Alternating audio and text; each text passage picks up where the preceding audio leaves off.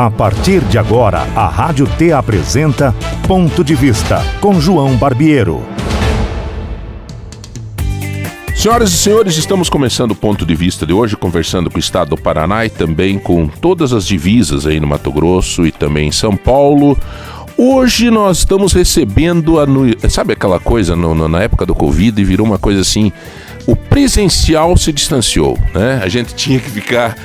E hoje, veja que alegria que a gente está tendo hoje, na nossa sede aqui em Ponta Grossa, falando para todo o estado, para todas as emissoras, nós estamos recebendo aqui presencial o nosso... E isso tem uma característica, uma simbologia muito legal. O que está significando essa abertura da Itaipu para o nosso estado do Paraná? Na prática, é isso que está acontecendo agora. Você que está nos ouvindo no Paraná. O presidente da Itaipu Binacional está aqui no estúdio junto com a gente para conversar. Do nosso lado também, para ajudar nessa entrevista, hoje auxiliar técnico, pedagógico e político, nosso querido amigo Marcelo Bellinati, prefeitaço de Londrina, que está hoje também aqui em Ponta Grossa, veio prestigiar os 200 anos de Ponta Grossa e vai bater esse papo junto com a gente. Tudo bem, presidente, amigo Enio VR? Oi, João, bom dia a todos os ouvintes. Um bom dia especial ao nosso amigo, prefeito de Londrina, Marcelo Bellinati. E, João, só corrigindo, é até injusto dizer que ele veio auxiliar.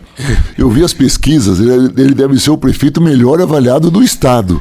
Se não do Brasil, do jeito se não do Brasil. Por isso, só de tê-lo ao nosso lado já é uma honra.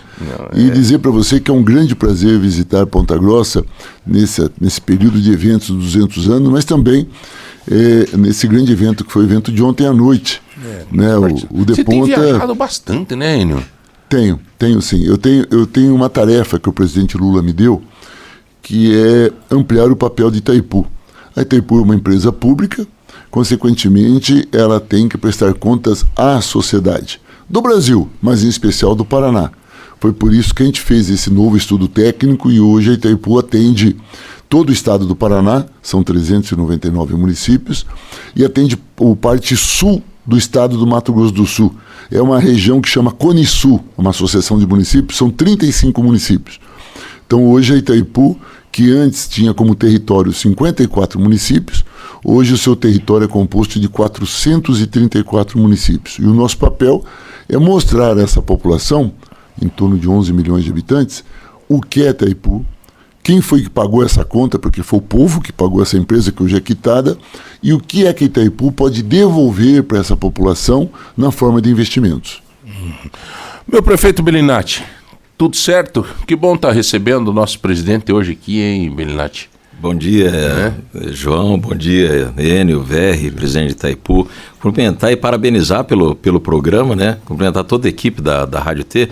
E veja, olha a importância disso, João.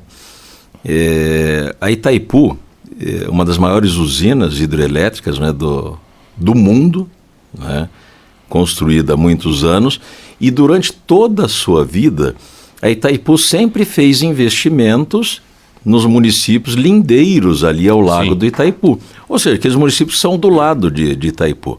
Que tipo de investimento? De toda sorte de investimento, é asfalto, é duplicação, é posto de saúde para levar saúde pro povo, é hospital, é escola, enfim, contribuiu muito com o desenvolvimento ali da região. E desde que o Enio assumiu, uma missão que foi dada pelo presidente Lula, né, Enio? Sim. E com a tua capacidade e da tua equipe, eles expandiram esses investimentos para todo o Paraná, para alguns municípios também ali do Mato Grosso do Sul, o que é muito importante. Veja, lá em Londrina, por exemplo, e Ponta Grossa não é diferente, nós apresentamos 3 projetos que são fundamentais assim, para o desenvolvimento da cidade e que vai ter a coparticipação, a parceria da Itaipu Binacional. Até, presidente Enio, esse novo Itaipu Mais Que Energia, né, o programa que foi lançado, tal, ele chega nas cidades de que forma? Como é que está isso hoje? Por exemplo, hoje nós tivemos aqui, antes de começar esse bate-papo, o presidente do Sindicato Rural, especificamente lá da cidade de Ponta Grossa, nós estamos falando para todo o Paraná agora, E que talvez, claro, pela pujança no agro que nós temos no estado, serve para todo o estado essa pergunta, ele perguntava, dizia assim, as estradas rurais, que é uma demanda, né, Enio? Nós temos recorde de produção. Sim. E dificuldade, às vezes, de transporte. Tem investimento também para atender a esta situação? Tem, e até porque isso atinge diretamente a Itaipu. Eu vou me alongar, João, mas é importante que os ouvintes... bem isso, que nós temos um isso é importante. Por que é que nós ampliamos de 54 municípios do Oeste para esses 434 municípios, tanto do Paraná como Mato Grosso do Sul? O corpo técnico de Itaipu fez uma análise e chegaram à seguinte conclusão. O lago de Itaipu, o reservatório, tem um tempo previsto de vida de 194 anos. Esse é o tempo previsto. Se a gente conseguir conter o assoreamento do lago, ou seja, que detritos, resíduos sólidos não cheguem no lago, a gente pode aumentar o tempo de vida. Quanto mais tempo de vida tiver o reservatório, consequentemente, mais tempo de vida tem a usina de Itaipu. Bem, então com esse estudo, nós vamos detectar qual a região que emite resíduos sólidos que chega até o lago. E chegamos a esses 434 municípios. Dentro disso, nós fizemos uma política ambiental, a gente chama de cardápio, uma lista daquilo que Itaipu pode investir. E mandamos esse cardápio para todas as prefeituras. Fizemos uma reunião, inclusive o prefeito Marcelo Bellinati estava conosco em Foz do Iguaçu, estavam presentes todas as prefeituras do Paraná. Lá, você estava lá? Quando nós lançamos o Itaipu Mais Que Energia, nós explicamos a nossa política ambiental, a preocupação é com o reservatório e podemos fazer isso. E nesta lista de itens, um deles é a estrada rural. Porque é fundamental. Se você tem a estrada rural bem compactada, asfaltada, automaticamente você contém erosão, porque se chove vai abrindo do lado, sim, e contém a emissão de resíduos.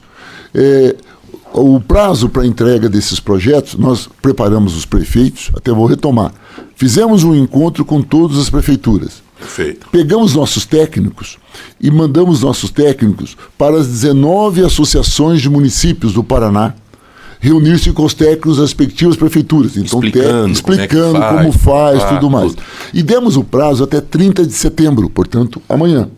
Até amanhã, nós estamos recebendo, pelo itaipu.gov.br, pela internet, estamos recebendo os projetos. Esses projetos serão analisados tecnicamente.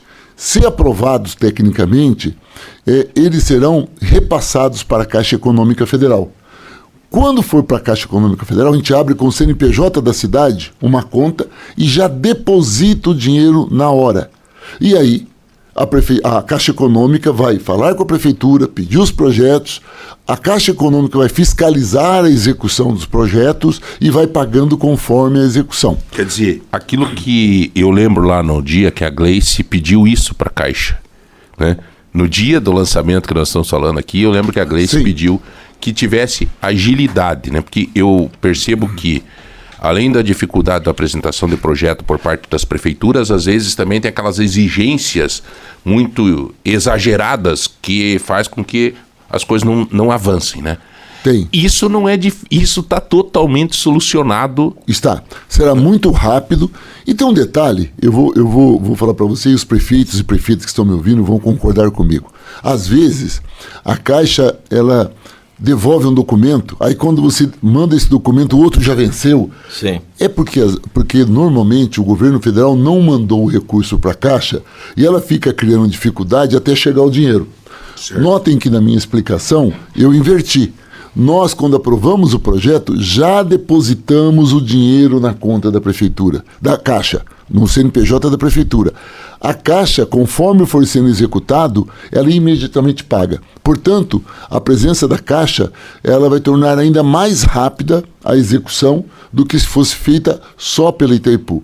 Bem, para se ter uma ideia, hoje é sexta-feira, o penúltimo dia, né, o penúltimo dia para receber os dados, dos 434 municípios que podem pedir o recurso, 400 já pediram. Pois é isso que eu ia te pedir, até anotei aqui. Qual é o diagnóstico que está isso? As prefeituras estão correspondendo? Estão. Tanto que de 434, 400 já pediram, 90 e poucos % já pediram. Nós já protocolamos. Londrina já fez o papel, né, Belinati? Acho que Ponta Grossa também deve ter feito, Maringá, todas as cidades pequenas também, né? Mas isso é fantástico, porque veja, o cidadão que está nos ouvindo, em qualquer região do estado, norte, sul, leste, onde ele estiver, o município estará recebendo recursos de Itaipu, recursos que o prefeito não esperava receber. Sim. Não existia essa perspectiva. Não tinha essa previsão. E são recursos para obras e melhorias que vão impactar de maneira positiva a vida do cidadão. Geração às vezes de o prefeito para fazer a obra e tal. Sim. Às vezes, João, o prefeito não tem recurso para investimento, tem prefeitura aí que está sofrendo, enfim. Prefeito, me conta uma coisa, ele é um deputado federal, e a experiência na vida pública que tem, pelo amor de Deus, mas eu vou te pedir uma coisa, não é o problema, eu acho, da prefeitura de Londrina, eu acho que é o problema das pequenas prefeituras. Sim. A Itaipu fez uma coisa que eu achei fantástico, e eu falei com o diretor Carbone na época, eu disse, Carbone, a preocupação é que essas prefeituras mandem os projetos, cara. Porque eu lembro bem, quando eu fui secretário de governo lá em Ponta Grossa, do Vosgrau, que eu ia para Brasília, os ministérios pediam, pelo amor de Deus, apresente o projeto. O que acontece? Será que o governo de estado, sei lá, deveria fazer o que a Itaipu está fazendo, de pegar técnicos e ir até eles, e ensinar esse povo? Porque, Enio, falta projeto. O que acontece? Falta um projeto. Será que os prefeitos não têm condição de contratar gente para fazer projeto? Ou ensinar os funcionários de carreira? João, veja, Londrina tem uma prefeitura grande. Nós temos mais de 10 mil funcionários e esse era um problema de Londrina. Esse projeto, de fazer a confecção do projeto, era um problema grave de Londrina. Quando eu entrei na prefeitura, nós criamos um escritório de projetos, pegamos vários técnicos e profissionais, não é? No sentido de a gente confeccionar diversos projetos de diversas áreas, muitas vezes que a gente não tinha nem o recurso. Eu nem me preocupava com o recurso, eu falo para a minha equipe, viu, Enio?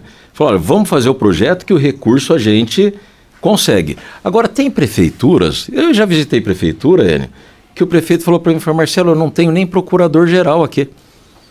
Eu não tenho o advogado que me oriente. Então, é uma dificuldade muito grande. E eu entendo os órgãos governamentais, porque hoje nós temos todo um sistema de controle que ele tem que ser seguido. Né? Sim, claro. Então, aqueles passos têm que ser dados. Então, eu quero novamente parabenizar a Itaipu por vocês também procurarem facilitar, desburocratizar, dar um caminho, ceder os técnicos para orientar as prefeituras para que pudessem fazer os projetos, para que elas estejam habilitadas para receber o recurso. Quem vai receber o recurso não é o prefeito, a cidade vai receber para fazer melhorias para a população. Presidente, eu me lembrei agora da minha falecida mãe. Ela dizia assim para nós, para chamar a atenção, vinha uma visita, alguma coisa, né? Você dizia para a visita assim, quer uma bolacha? Uhum. E daí a mãe puxava do lado e dizia assim, tu quer que ele coma a bolacha? Dê a bolacha para ele, não fique oferecendo assim. Exatamente, até porque entendeu essa analogia? A mãe ensinava que se alguém te oferecesse, você não podia aceitar, por educação, não, obrigado, não quero. Entendeu a analogia? Então assim, pô, vocês querem, tá aqui, o dinheiro é de vocês, é nosso, é da Itaipu, eu tô abrindo isso para vocês e oferecendo os caras para ensinar a fazer. Se você me permite essa interferência, eu fui, quando o diretor Carbone trabalhou com 434 municípios, dizem que todo economista é pessimista, né? Então eu, por profissão, falei, Carbone, pela fragilidade que os municípios têm de desenvolver projetos, e tem muitas dificuldades, como o Marcelo colocou muito bem, e você também, mesmo a gente colocando os técnicos para visitar os municípios, eu achava que do 434 nós chegaríamos a 250. Eu achava.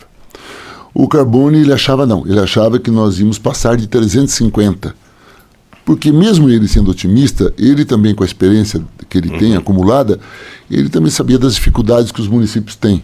Mas me parece que nós acertamos na simplificação, na medida que é tudo por internet, e acertamos na qualificação posterior ao encontro com os prefeitos. Por isso, eu estou convencido que vamos chegar muito próximo aí dos 95%, 98% de solicitação. Agora, é claro que solicitar pode. Tem que sobreviver à análise técnica, porque tem uma empresa pública federal, é como se fosse um ministério. Sim. Então agora os técnicos, de forma rápida, que a gente já tem uma equipe, vai analisar todo esse material. A minha expectativa é que com essa demanda tão alta, nós vamos conseguir fazer com que os municípios recebam esses recursos de forma muito rápida, a maioria ainda esse ano, e que essas obras possam ser iniciadas já no começo do ano.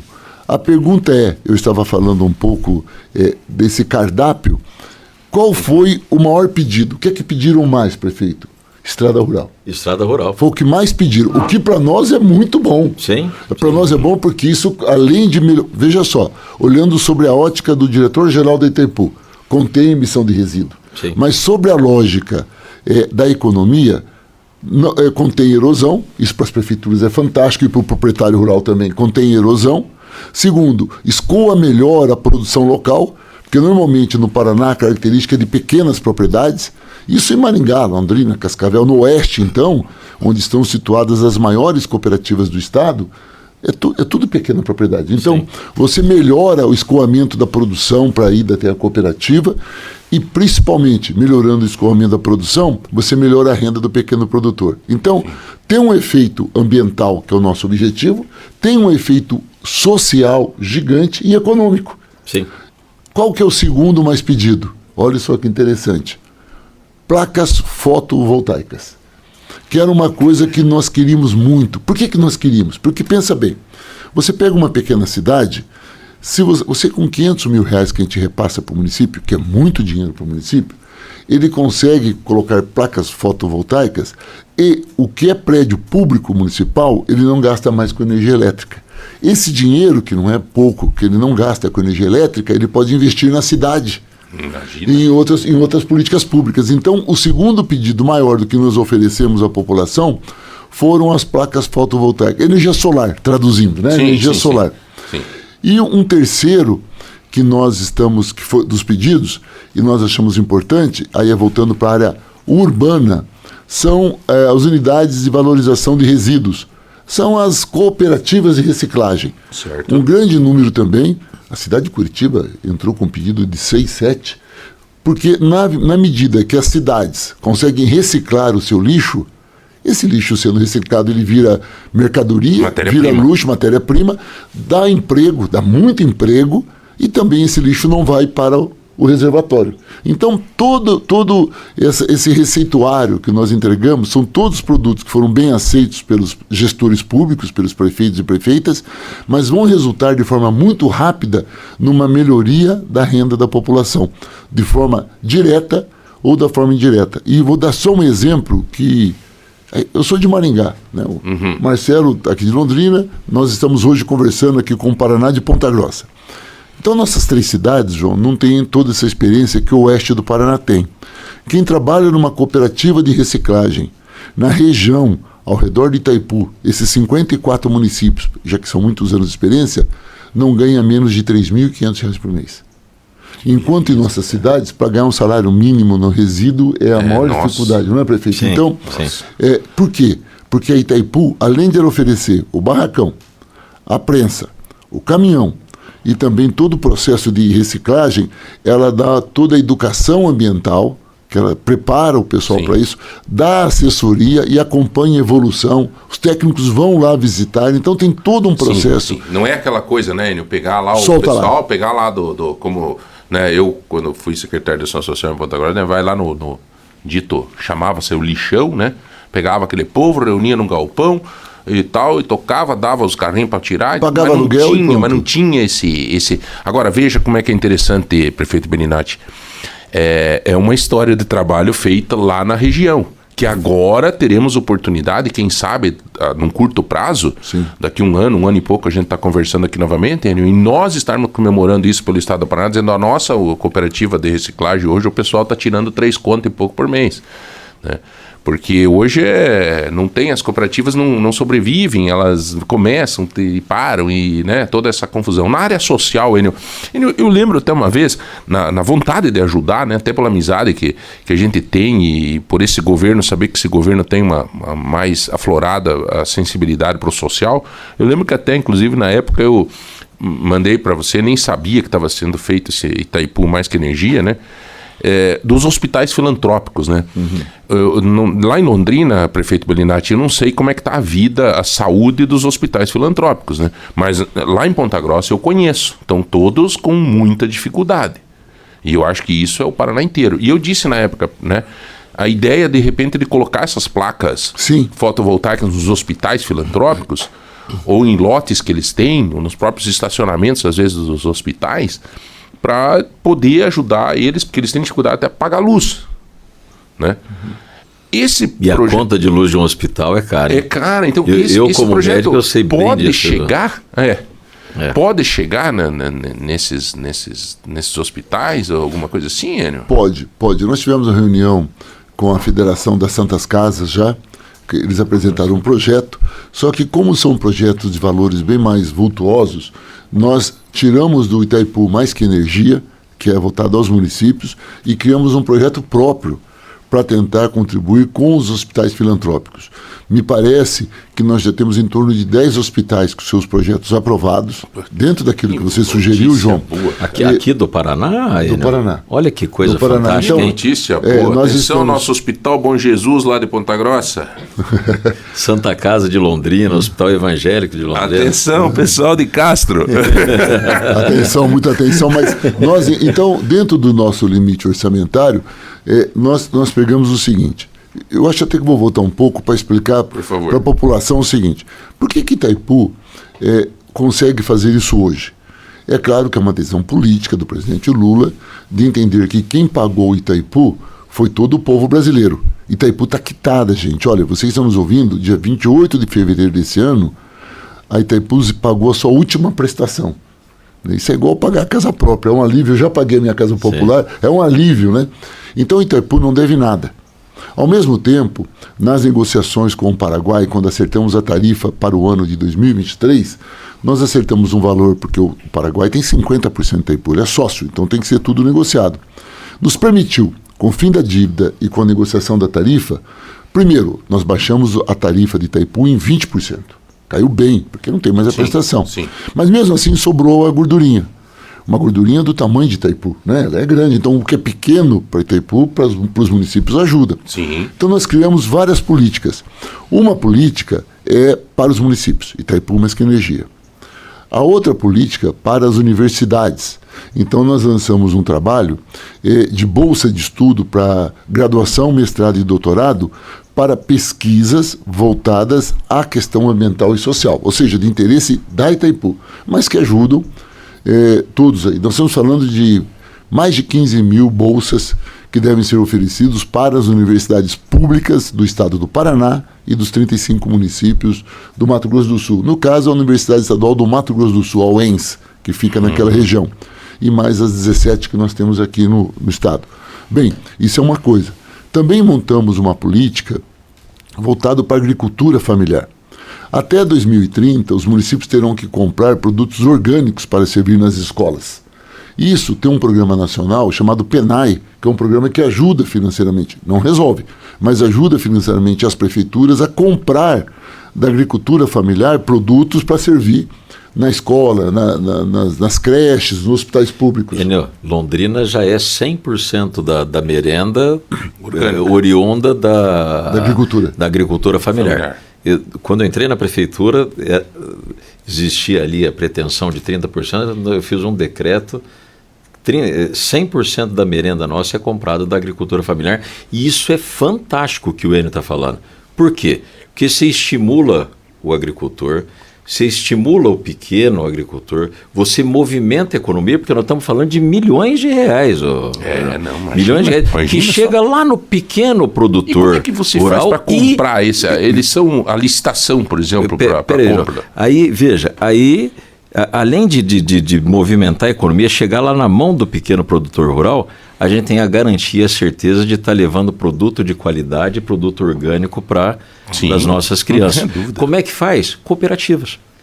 Então, por exemplo, nós compramos das cooperativas, em Londrina nós temos o assentamento, por exemplo, Ele Vive, que é uma coisa fantástica.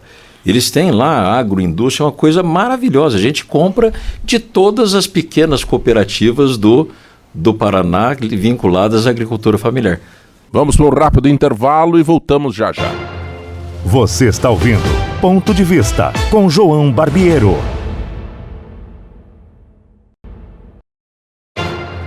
Você está ouvindo Ponto de Vista com João Barbiero. Estamos voltando com o Ponto de Vista e vamos continuar conversando com você por todo o estado. O prefeito ainda não disse que o preço, o PENAI tem um preço médio maior do que o agricultor. Digamos que lá o assentamento Ele Vive. E se essas cooperativas do assentamento fossem vender para um supermercado, o valor que eles iriam obter seria muito menor do que o valor tabelado que a prefeitura compra. Sim. Então, quando a prefeitura compra via PENAI, 100% do dinheiro do PENAI ele compra dessas cooperativas, ele primeiro cria paz no campo. Isso é fundamental, porque as pessoas ficam lá sentadas, produzindo, garantindo a sobrevivência. Ele dá qualidade de vida para que as pessoas estão no campo, porque tem uma renda maior do que teria. E uma qualidade de alimentação para as nossas crianças, que infelizmente na média a população não tem. O que é o nosso projeto sobre agricultura familiar, visto isso tudo que o Marcelo colocou? É melhorar a qualidade dessas cooperativas. Então essas cooperativas, de repente, a Associação de Mulheres, vamos pegar lá Salto do Lontra, vamos longe. Salto do Lontra, um grupo de mulheres faz uma cooperativa para fazer pão para vender para o PENAI. Pão de casa, bolo. Sim. Então, só que ela precisa de um forno para fazer o pão. Então, nós podemos ajudar esta cooperativa a comprar um forno industrial para fazer o pão. Ou então falta uma caminhonetinha para fazer a entrega do pão para levar nas escolas. Então, nós temos também um outro projeto para a agricultura familiar. Quando eu falo familiar, eu falo tanto dos assentamentos legalmente registrados, lógico, as cooperativas, como aquele modelo do sudoeste do estado que é muito forte da agricultura familiar tradicional. Certo. Então nós temos projetos também para essas cooperativas. E no caso dos hospitais, eu queria chegar lá, certo. Dentro do nosso limite financeiro, nós estamos recebendo projetos, avaliando, porque nós entendemos que se nós pudermos ajudar os hospitais filantrópicos, em especial, mas também os públicos, a gente consegue também dar uma qualidade de vida para que esses hospitais possam viabilizar-se. A dificuldade das tantas casas, a dificuldade dos hospitais públicos, dos filantrópicos, é muito grande. Sim. O valor do SUS não é corrigido há muito tempo. Tem que ser revista. Tem. O hospital ainda que tem média e alta complexidade, eu estou falando isso para o médico, eu tenho uma vergonha, né? Mas o Marcelo, eles ainda conseguem, e prefeito, né? Mas eles conseguem sobreviver. Mas um hospital onde só é baixa a complexidade, é o caso do hospital lá de Foz do Iguaçu, hospital municipal, a gestão fica quase que 100% do caixa da prefeitura. Então, o que nós podemos ajudar, nós vamos poder contribuir. Eu só quero alertar que parece, quando nós falamos assim, que não tem limite de caixa, né? Nós temos eu ia te fazer essa pergunta. Sim. E esse dinheiro?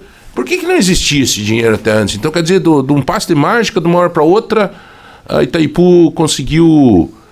né? O Enio chegou lá, o Enio um coração maior que o peito, o presidente Lula determinou isso e daqui a pouco começou a distribuir coisas pelo estado inteiro. Da onde esse dinheiro? Da onde por que isso não era feito antes? A Itaipu, ela teve vários momentos da vida dela. Eu quero ressaltar aqui que nesses 50 anos de Itaipu, pelo que me consta, nunca houve nenhuma denúncia de nenhum gestor de qualquer prática desonesta. Então não havia desvio, nunca houve uma vírgula sequer sobre crítica dos meus antecessores. Eu sendo do lado político deles ou não, nunca teve. Segundo, o meu antecessor, Almirante Riesner, que foi indicado pelo Bolsonaro, portanto meu adversário político, fez uma transição absolutamente democrática comigo, me passou todas as informações, foi um cavalheiro. Aliás, na minha posse como diretor-geral, eu o convidei para minha posse e fiz um elogio público à maneira como ele comportou-se. Então, até para evitar qualquer dúvida disso. Sim. Ocorre que é uma escolha política. É política. Nos últimos 4 anos, Itaipu investiu muito dinheiro no Paraná, gente. Investiu 1 bilhão e 500 milhões de reais no Paraná, na gestão passada. Só que foi investido onde? Só em infraestrutura. Então, só na região? Só na região oeste. Sim. A segunda ponte, que está pronta, mas não foi inaugurada porque faltam os acessos. Mas essa segunda ponte não é do governo do estado? Não, quem pagou foi Itaipu. Não foi, o governo do estado não pagou nada. A Itaipu pagou 100% da segunda ponte e ela custou 366 milhões. Não é o DR milhões. Que fez essa ponte? Não. Quem fez tudo? Não. O DR, ele gerenciou o dinheiro, 100% do recurso é de Itaipu. Você pega, por exemplo, a 277 ali naquela região de Foz, o aeroporto de Foz do Iguaçu, que foi feita uma revolução, o contorno de Cascavel, essas grandes obras, todas elas foram pagas 100% por Itaipu. Então, o que é importante perceber que foi uma escolha política nos últimos 4 anos, investir o dinheiro que Itaipu tinha, volta a insistir, 1 bilhão e 500 milhões de reais para obras de infraestrutura naquela região. Claro, eu tenho aqui, hoje, como diretor de Itaipu, um sentimento de tristeza não ter sido anunciado nesses últimos 4 anos que todos os recursos eram de Itaipu. Sim. Porque, afinal de contas, foi o povo paranaense que contribuiu para pagar, o povo paranaense que perdeu o espaço de terra, que perdeu famílias que saíram de lá. Era justo que dissesse que foi o trabalho e o sofrimento desse povo que resultou em todo esse investimento. É uma pena que não tenham dito que era de Itaipu. Então, o que nós fizemos a pedido do presidente Lula? O país tem problemas, o Paraná tem dificuldades. O que nós podemos fazer? Vamos usar o recurso de Itaipu numa certa ordem. Primeiro, energia barata de qualidade, 20% de desconto. Segundo, política ambiental. Terceiro, social. E, por fim, infraestrutura. Então, podemos fazer alguma estrada? Esse cardápio, ele não foi só visto de uma forma totalmente fria e técnica, né? Ele tem muito coração envolvido nisso, né? Porque vocês conseguiram atingir, por exemplo, o grande produtor, ele vai estar feliz com esse cardápio. Claro. Na estrada rural. O pequeno está feliz por causa do, né?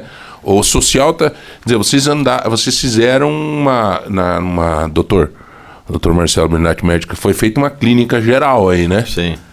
Para atingir a todos, né? Foi, e até vou dizer de uma coincidência, olha como tem um viés bem coletivo, não tem um viés de um lado ou de outro. Logo que eu cheguei na Itaipu, eu fiz uma reunião com as 5 grandes cooperativas do oeste do Paraná. Ela é encabeçada pela Frimeza, foi lá na Frimeza, em Medianeira. E quando terminamos a reunião, quem estava coordenando a reunião era o presidente da Finesa, da cooperativa. Ele me deu uma lista da expectativa que as cooperativas tinham de investimento de Itaipu. Eu olhei e falei, olha, eu não sei quem foi que leu o pensamento de quem, mas tudo que o senhor está colocando aqui é o que nós estamos fazendo.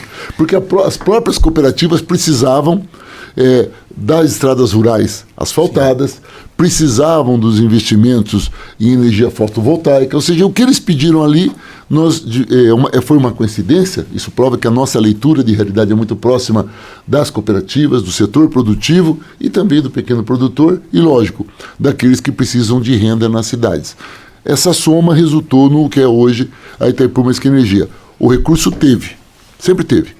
Ele foi ampliado porque paramos de pagar a dívida. Então, nós tínhamos o dinheiro, hoje temos um pouquinho mais, não é muito mais, mas um pouquinho mais. Certo. E apenas, por determinação do presidente Lula, nós mudamos o escopo desse investimento. Hoje é um investimento que atinge a vida das pessoas, tem uma certa ordem e é a cara do governo federal, porque o governo federal foi eleito em cima de um compromisso social. E é o que ele está cumprindo com esse projeto. Enio, economista Enio Verri, como é que você está vendo o país hoje, a economia hoje? A gente sabe, né, obviamente, né, do teu histórico junto com o governo, junto com todas as lutas, né, o presidente Lula, enfim, mas o ministro Haddad, toda essa discussão, taxa de Selic e tal, o que o empresário hoje, nessa visão do economista Enio Verri, professor, como é que você está vendo o país hoje, Enio? Na verdade, nós temos que olhar o Brasil olhando com uma expectativa muito otimista, mais lenta. Estou falando aqui já como professor de economia. Por quê? Porque ao mesmo tempo que o Haddad tem feito uma reviravolta na política econômica brasileira, conseguindo, e o mérito dele, do presidente Lula, em negociar com o parlamento, ter um bom diálogo com Arthur Lira, um bom diálogo com o Senado, por exemplo, aprovar a reforma tributária. Era um sonho. Eu fui presidente da comissão da reforma tributária. Não é a reforma tributária ideal, mas ela vai permitir mais investimento nos municípios, uma agilidade na prestação de contas das empresas. Isso vai gerar uma economia no setor empresarial e agilidade no setor empresarial. Então, aprovar a reforma tributária foi muito importante. Mudar o teto de gastos, que estava engessando também os investimentos públicos. E o investimento público ele é fundamental para o empresariado. Afinal de contas, quando o presidente Lula anuncia o PAC, no caso do Paraná, 107 bilhões de investimento para o Paraná. Isso, por exemplo, o contorno de Guaíra, que ele anunciou, são pouco mais de 50 milhões. Não vai ser o governo que vai fazer, ele vai contratar uma empreiteira. Essa empreiteira, isso é um discurso de um cara que eu ouvi ontem, né? Não é empresa, são pessoas. Não sei se você ouviu isso. A empreiteira vai contratar um monte de gente para fazer esse asfalto, fazer ponte. Então, o investimento público, ele faz do empresário um investidor mais otimista. O governo vai gastar, eu vou participar desse negócio. Entendi. Então, a economia começa a crescer, tanto que a perspectiva de crescimento do PIB para esse ano já foi alterada positivamente, a inflação também já reduziu. Qual é o gargalo? Por que eu, então, não fui tão otimista? Diz que o empresário tem que tomar cuidado. Taxa de juros. O que determina um empresário investir é a taxa de juros. Se ele tem uma taxa de juro que ele tem por exemplo, ele vai participar ele quer ampliar o barracão dele. Ele está indo bem na indústria lá em Maringá, o empresário está indo bem, está produzindo, está vendendo, e ele quer dobrar o tamanho da produção, quer comprar forno, quer produzir. Ele faz o seguinte cálculo: qual é o meu lucro? Aqui está indo bem, eu vou ter um lucro aí de 7, 8% aí, tranquilo de lucro, que é um lucro bom, líquido. Então eu vou pegar dinheiro no banco, vou dobrar a minha produção, só que ele vai no banco e a taxa de juro mínima, que ele não vai conseguir, mas mínima, é 13%. Bom, mas se ele ganha 7, 8%, como é que ele vai pagar um juro de 13%? Então o que ele faz? Ele não dobra a produção dele. Não, mas esse empresário está bem de vida, ele tem um dinheiro aplicado. Ele tem dinheiro aplicado, ele pode dobrar a fábrica dele com dinheiro, é só tirar do banco e fazer isso. Tá bom. Ele vai pegar a conta e vai falar o seguinte: bom, o banco me paga no mínimo 13%, o meu lucro é 7%, e ainda assim eu vou ter que pagar imposto fiscal, eu vou deixar no banco. Então a taxa de juros, ela inibe os investimentos. É por isso que hoje a crítica ao Banco Central, ela não é uma crítica do governo federal ou de um outro líder. Não, ela é uma crítica do setor produtivo do Brasil. Os empresários pedem isso. Um aluno aqui, que eu acho que eu faço parte do maior público desse país e do estado do Paraná. Aluno que não entende muito de economia. Quem que manda no Banco Central? Por que não é esses dias até escutei numa rádio concorrente, não é concorrente, somos todos amigos na comunicação, mas um locutor dizia assim: mas para aí, mas o Lula não pode passar a mão no telefone e dizer: ô presidente, aí, o Banco Central, aí, você... Até ele comentou, a Lula, o Lindenberg estão fazendo baixar o juro, mas não é eles que têm que baixar o juro. Como é que funciona isso? Não. Professor, explica para nós, professor. Desculpa a ignorância, professor, mas explica para nós. É que é muito técnico. O Banco Central no Brasil, ele é independente, ele é autônomo. Assim como é nos Estados Unidos e em outros países do mundo. Foi aprovada uma lei que diz que o presidente do Banco Central é indicado pelo presidente da República e tem um mandato de 4 anos, e ele, para ser demitido, só o Senado pode tirá-lo, e para tirá-lo tem que ter argumentos muito fortes, ou de corrupção, ou de incompetência, ou sei lá, o cara ficou doido, ficou fazendo alguma coisa. Mas não seria o caso? Não é o caso. E outra coisa, o presidente do Banco Central, o mandato dele é 2 anos de um mandato e 2 anos de outro. O que eu estou dizendo? Quem indicou o atual presidente do Banco Central foi o Paulo Guedes e o Bolsonaro. E o mandato do presidente desse Banco Central, que aí está, foram 2 anos no governo Bolsonaro e ficará 2 anos no governo Lula. O presidente Lula vai indicar o presidente do Banco Central, que vai ficar 2 anos finais do seu mandato e 2 anos do mandato seguinte, ele sendo reeleito ou não. Portanto, o Banco Central tem total autonomia com a taxa de juros, não tem influência política. Qual é o risco? Se você tem lá um economista conservador e mais voltado só para o interesse dos bancos, ele vai manter a taxa de juros alta. Se você tem um economista mais desenvolvimentista, mais preocupado com o desenvolvimento da economia, ele vai se apressar em baixar os juros. Hoje, o perfil do presidente do Banco Central é um perfil muito parecido com o do ex-ministro da Fazenda, da Economia, que era Paulo Guedes, que é um banqueiro, um aplicador do mercado financeiro. Para eles, quanto mais alta a taxa de juro, melhor. Por quê? Porque o Banco Central do Brasil ele tem uma coisa muito diferente do Banco Central dos Estados Unidos. Nos Estados Unidos, o Banco Central tem duas preocupações: inflação e emprego. Então, ele sobe a taxa de juros ou baixa, preocupado com a inflação não subir, mas também ele não pode abrir mão de olhar o emprego. Entendi. No Brasil, o Banco Central só tem uma obrigação: inflação. Ele não está preocupado com o emprego. Então é o seguinte, a inflação começa a subir. O que é que o Banco Central fala? Aumenta o juro. Porque aumentando o juro, as coisas vão ficar caras, as pessoas não conseguem comprar, elas não comprando, o empresário vai ter que fazer oferta, liquidação, vai ter que queimar o produto para pagar a fatura. Se ele faz a oferta, liquidação, consequentemente ele não aumenta o preço. E o que é inflação? Aumento constante de preço. Então ele gera uma recessão e a inflação não sobe. Então o jeito de pensar do Campos Neto é esse. Ele pensa que ele cria uma crise na economia, mas a inflação não sobe. Nos Estados Unidos, se o cara fizer isso, o Senado tira ele. E aqui o Senado não tira. Mesmo assim... Bom, em síntese, quem sofre é o povo. Pois é. Quem sofre é o povo. Mas mesmo as pessoas assim, que né? estão nos ouvindo, quando sobe os juros, a carne fica mais cara, o arroz fica mais caro, o feijão fica mais caro, o transporte coletivo fica mais caro. Enfim, a vida das pessoas fica mais cara. Mas os caras estão pensando, enfim, com a mentalidade... Dos bancos. Do banqueiro. Quanto maior o juro, maior o lucro dos bancos. Se me permite, João, para a população ter uma ideia, a sua pergunta é que, aí fica só o economista falando, mas eu estava atendendo, quando era deputado, eu tive que renunciar para assumir Itaipu, era eu que atendia os grandes bancos e as agências de risco internacionais lá na Câmara, né? Eu era responsável por isso.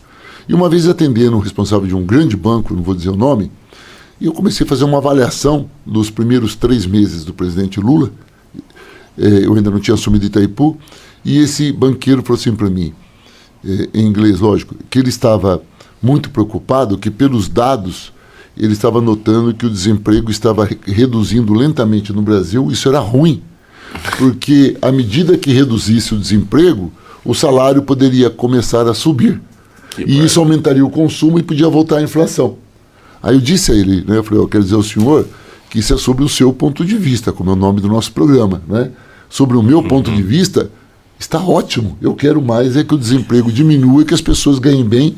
Com isso, as pessoas consumirão mais, as empresas produzirão mais e todo mundo ganha. Gente do céu, machuca até a alma ouvir uma coisa dessa. Mas aí, você vê que a pessoa está pensando no lucro dela e que se exploda todo o restante do país. Deus, cara, o cara que o pensa, inverso, né? Viu? Eu tenho que o cara assim, que pensa... Se é para não ter inflação, mas as pessoas terem uma condição de vida daí um cara melhor, desse, ter o alimento, viver bem com a sua família, né? É que ele pensa desse jeito, daí daqui a pouco, Deus que não aconteça isso, mas daqui a pouco o filho é assaltado na saída da escola, alguma coisa, ele vai a público e diz assim, vivemos num país inseguro, não sei o quê. Eu não sei quem é do tempo do presidente Enio Verri, a banda. Não é do meu tempo, acho que nem do seu, é do tempo do Enio. Tinha aquela música eu sou bem mais novo. Nós somos bem mais novo. O Enio, não sei estão se aproveitando porque é um programa de rádio. Fosse de vídeo não diriam isso. Tem vídeo também, nós estamos no vídeo também. Homem Primata, lembra dessa banda, Enio? Homem Primata. Capitalismo Selvagem. De quem que era essa música? Era Titãs. Vai estar em Londrina dia 30 de novembro. Mas você não convidou nós? Em dezembro. 11 de dezembro. Não convidou nós? Não convidou. Não, 11 de novembro. É 11 de novembro? Não convidou nós pro show do Titãs? Tá convidado. Vamos já. convidar o estado Aliás, inteiro, eles então. abriram a venda. Lá já vendeu, acho que mais de 20 mil ingressos. Vai ser no estádio do né? Eu falei em convidar, ele já tá querendo dar indireta para vender. Gozado que quando ele vai em minha casa lá em Foz do Iguaçu, ele não fala em venda de ingresso para tomar o vinho que ele toma na minha casa. Eu vou vender ingresso do vinho a partir de... Homem, primata, capitalismo selvagem. Isso. É por aí. Tava certo, Titãs. Titãs. Em resumo do que está acontecendo. Professor Enio, cara, estou muito feliz de ter batido esse papo, de estar aqui junto com a gente. Não só a tua pessoa, mas significa simbolicamente que você traz junto uma instituição que é todos nós, que é a Itaipu. Você está levando a Itaipu uma responsabilidade gigante do teu tamanho, mas que você está levando isso para todo o estado, está aqui junto com a gente, está daqui a pouco atendendo outros veículos de imprensa, indo em evento e tal.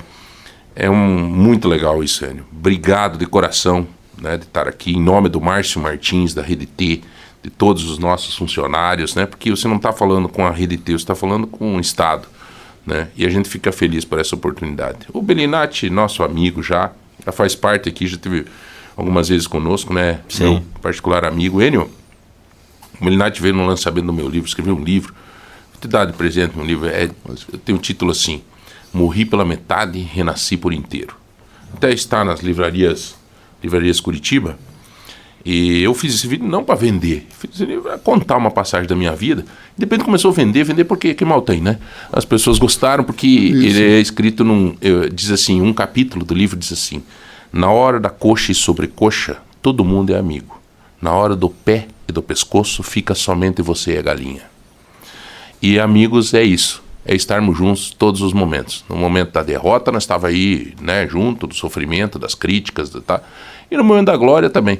Aliás, também diz o livro: quanto maior o sofrimento, maior a glória. E que assim seja. Tá bom, meu amigo? Grande abraço. Enio, Parabéns, João. Enio. Obrigado, de coração. Belinati. João, obrigado. Parabéns a Ponta Grossa pelos 200 anos. Isso. Parabéns à revista De Ponta, né, pelos 35 anos. Parabéns à Rádio T, enfim. Show. Deus abençoe muito a vida de vocês. Muito bom. Obrigado. Eu agradeço o convite sempre. Tá. Essa matéria, esse bate-papo que nós tivemos hoje no Ponto de Vista, daqui a pouco vai estar no Portal de Ponta. Tem um link embaixo lá, você pode ler a matéria e abrir o link. João, só para finalizar, parabenizar de novo o presidente Enio. O que a gente está falando aqui, ele eu não me lembro, Enio, por exemplo, de um presidente de Itaipu que está em Londrina. Lá em Ponta Grossa, eu disse ontem no meu discurso, o último presidente da Itaipu que esteve em Ponta Grossa foi o saudoso Euclides Scalco. Sim, numa importante. rápida visita, porque ele era amigo do ex-prefeito saudoso Pedro Vosgrau, ele passou pela casa do Vosgrau fazer uma visita. Rapidamente. Então rapidamente, não o foi Enio assim. já foi várias vezes a Londrina, já várias vezes em Ponta Grossa, está percorrendo todo o estado e, mais importante, está socializando a Itaipu. Os investimentos de Itaipu estão chegando hoje no estado do Paraná inteiro. Exato. E isso vai levar mais qualidade de vida para a nossa população. Então, parabéns, viu, Enio? Deus abençoe a você. Parabéns pela decisão política acertada sua, do presidente Lula, de fazer isso que vai beneficiar milhões de pessoas. Muito obrigado, prefeito. É uma honra ouvir isso de uma pessoa tão experiente como você. Eu só tenho a agradecer. Fomos deputados também, fomos parceiros. Foram deputados juntos? Ou... Sim, fomos. Breve período, porque logo ele elegeu-se prefeito da cidade. Mas os 2 primeiros anos foi do mandato passado, não, do anterior. Foi de 2015 e 2016. Eu encerrei o meu 5º mandato, né? Então acho que eu fiz 2 de deputado estadual e 3 federal. Acho que foi no primeiro para o segundo, acho que foi no segundo mandato. Então vocês têm uma longa... Aliás, onde Belinati está... João Mendonça está junto. João Mendonça, meu vice-querido, vice-prefeito querido. Pessoa querida. Pai mas da eu não contei. Dupla sertaneja, viu, Enio? Mariana e Matheus. Mariana e Matheus. É um show, Enio. Mas de verdade, não é coisinha pouca, é bobagem. Artistas de padrão gigantes. Aliás, hoje à noite eles vão fazer um show em Londrina de abertura dos Jogos da Juventude do Paraná, que vai ser lá na cidade de Londrina, e de lá da abertura dos Jogos da Juventude eles vão para Prado Ferreira, né? Fazer um show, João. Mas você puxou o saco do João ontem no evento? Eu falei, quase que eu interrompi você e quebrei o protocolo. Eu falei, eu vou contar uma história do João. O João Mendonça, meu vice-prefeito, meu amigo, assim, meu vice querido, né?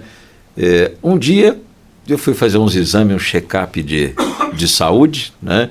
E deixei lá os resultados de exame em cima da minha mesa. E estava lá o resultado do exame de colesterol, que eu tenho colesterol alto, Enio, né? Eu tomo até uns remedinhos para... O único remédio que eu tomo na vida, eu não gosto de tomar remédio. Sou médico, mas não gosto de remédio. Tomo remédio de colesterol. A partir daquele dia, o João Mendonça, que é uma pessoa que gosta muito de mim, toda semana ele me traz um saco de torresmo de presente. Ah, mano, quer te matar, homem! Calma! Eu tenho trânsito livre em qualquer lugar do Brasil. Se eu quiser ir em qualquer churrascaria, é só mandar a fatura para ele que ele me paga. Que bom vice. Eu falo isso brincando, o João é um querido, meu amigo, querido do coração, um homem digno, correto, uma pessoa abençoada. O João é um homem de Deus. É um homem de Deus. É um grande companheiro para a vida, né, João? Deus abençoe muito a sua vida, viu, João? João, encerrando, essa história me lembrou, tem um voo que sai às quintas-feiras de Brasília, que faz até Curitiba, né? Em Curitiba a gente vai para o interior, né? Dos deputados. Isso. Chama Sonho do Suplente. O nome do voo, né? Então me parece que o João, ele faz parte desse grupo que fica olhando o avião e fala, Você tem uma ideia? Ele começou a fazer torresmo, doutor. E faz bem pra caramba, porque o João era dono de um mercadinho de bairro lá em Londrina. Né? Gente, olha, aí terminamos o nosso bate-papo. Presidente da Itaipu, Enio Verri, prefeito Bellinati, muito obrigado pela presença de vocês e obrigado a você que esteve conosco no estado do Paraná nesse bate-papo descontraído, informativo entre amigos. Ponto de Vista termina hoje. Eu, João Barbeiro, me despeço e fiquem com Deus e até o próximo. Tchau. Você acabou de ouvir Ponto de Vista com João Barbeiro, aqui na Rádio T.